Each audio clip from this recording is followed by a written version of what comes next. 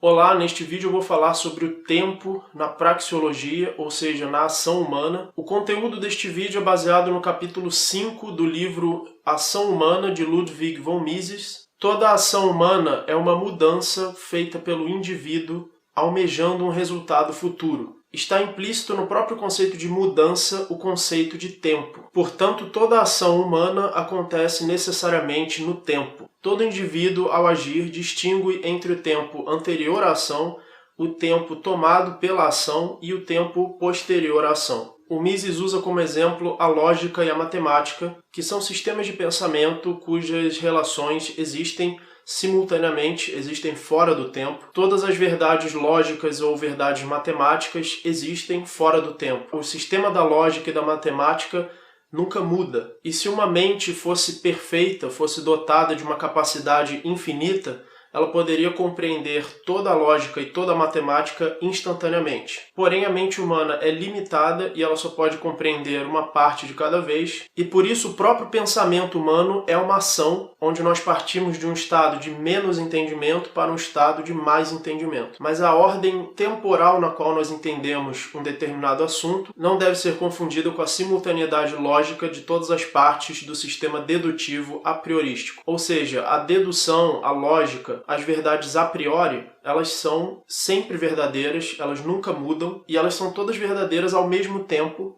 porém nós precisamos de tempo para entendê-las. Você pode dizer que uma proposição na lógica segue de outras proposições, porém isso não é uma causalidade temporal. Então o que diferencia a lógica da praxeologia epistemologicamente é que na praxeologia você tem os conceitos de tempo e de causalidade que são inseparáveis da ação humana. Segundo Mises, o sistema da ação humana também é a priorístico e também é dedutivo. A ação sempre é direcionada para o futuro, ela é essencialmente e necessariamente um planejamento e uma ação com o objetivo de tornar as condições futuras mais satisfatórias para o indivíduo do que elas seriam sem a interferência daquela ação. O estado de insatisfação que faz o indivíduo agir vem das condições futuras que ele acredita que existirão caso não haja a interferência daquela ação. Toda ação só pode alterar o futuro e nunca o presente, e segundo Mises, o ser humano se torna consciente do tempo quando ele pretende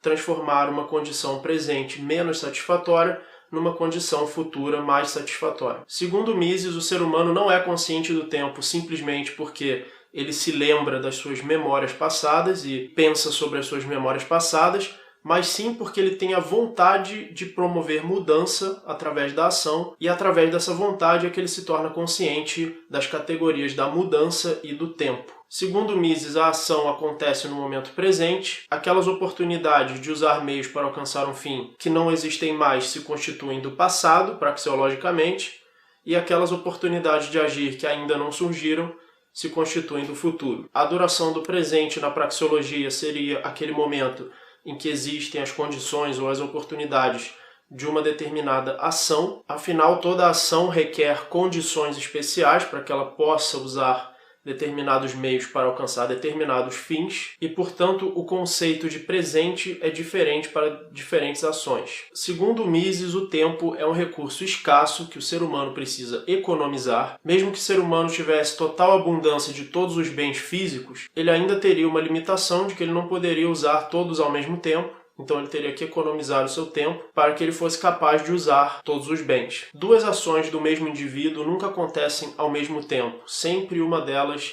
acontece antes e a outra depois. E para a praxeologia, o conceito de sincronicidade existe apenas em relação a vários indivíduos agindo em conjunto de forma planejada. Uma única ação pode buscar alcançar vários fins ao mesmo tempo, porém o Mises não considera isso como várias ações simultâneas, mas sim como uma única ação buscando vários fins. E aí o Mises critica uma forma de entender a ação que ele considera errada. Ele diz que algumas pessoas entendem a ação como se um indivíduo tivesse uma escala de valores e todas as ações dele fossem baseadas nessa única escala de valores. Porém, segundo Mises, não existe uma única escala de valores para a qual o indivíduo sempre age de acordo, porque para o Mises a escala de valores se manifesta verdadeiramente na ação e não no pensamento. E a escala de valores de um indivíduo está sempre mudando com o tempo. Portanto, não é que as ações de um indivíduo sejam sempre fiéis a sua escala de valores. A sua escala de valores está mudando. E por isso as ações de um indivíduo podem aparentemente se contradizer. Por exemplo, o indivíduo pode valorizar mais A do que B, depois, no momento seguinte, ele pode valorizar mais B do que C. Agora, se nós fôssemos entender isso como um sistema lógico rígido, ele teria necessariamente que valorizar mais A do que C, já que ele valoriza mais A do que B e mais B do que C. Porém, o indivíduo pode se contradizer depois e valorizar mais C do que A, simplesmente porque a sua escala de valores está mudando com o tempo. E aí o Mises diz que nós não devemos confundir a consistência lógica com a consistência praxeológica. Segundo Mises, a única constância da ação nesse sentido é que ela sempre prefere aquilo que é mais valorizado do que aquilo que é menos valorizado. Porém, essa escala de valores pode se modificar com o tempo. Um sistema lógico precisa ser coerente porque ele existe fora do tempo, porém as ações acontecem no tempo e elas acontecem mediante mudanças dos valores do indivíduo e, portanto, elas não precisam ser consistentes umas com as outras. E aí o Mises dá o exemplo de que muitas vezes o indivíduo, para tomar a melhor decisão, precisa agir rapidamente, precisa modificar os seus planos rapidamente baseado